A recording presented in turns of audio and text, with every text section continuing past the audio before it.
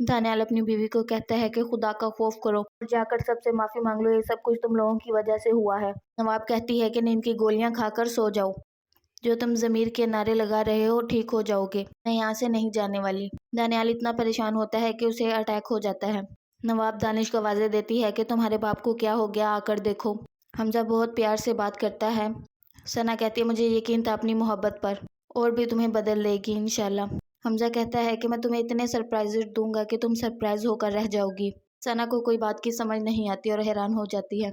रानिया अपने ताया जान को सब बताने के लिए जाने लगती है, तभी नानी आ जाती है और कहती है कि तुम्हारी माँ रह गई है एक, अगर तुम जाओगी तो उसे कुछ हो गया तो, उसका सांस बंद हो गया तो बेहतर यही होगा कि तुम अपनी माँ के पास कमरे में रहो। रानिया परेशान होकर अपनी माँ के पास दोबारा चली जाती है। हमजा कहता है कि मुझे रानिया और चची जान से बात करनी है।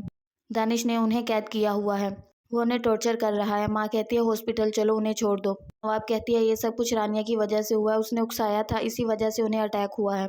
नाइला कहती है ऐसा कैसे हो सकता है, आप पापा जान से बात करें कि रानिया को समझाए। नवाब कहती है कि आपको लगता है मैं झूठ बोल रही हूँ। हमजा की माँ कहती है नहीं नहीं, मैंने ऐसा कब कहा। दानिश आता है और आकर कहता है कि मुझे पैसे चाहिए। वो पासवर्ड लगाकर लॉक खोलती है तो दानिश उसे धक्का देकर सारे पैसे निकाल लेता है, जिस पर रानिया की माँ कहती है कि ये क्या कर रहे हो। दानिश कहता है कि चुप कर बैठ जाए, जो मैं कर रहा हूँ बिल्कुल ठीक कर रहा हूँ।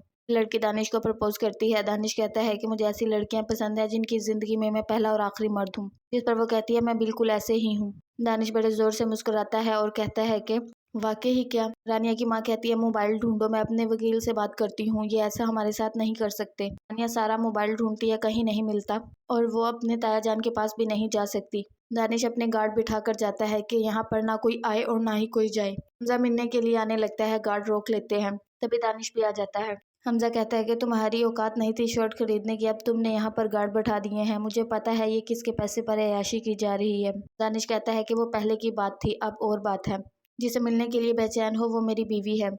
हमजा कॉल करवाता है अपने बाबा से कि रानिया किधर गई है, उसे क्या हुआ है। दानिश बताता है कि आप परेशान मत हो, वो सीढ़ियों से गिर गई थी, मैं उसे हॉस्पिटल लेकर जा रहा हूँ। दानिश रानिया को कहता है कि अगर तुमसे कोई भी पूछे तो यही कहोगी कि मैं सीढ़ियों से गिर गई थी, वरना तुम मुझे जानती हो अच्छे से।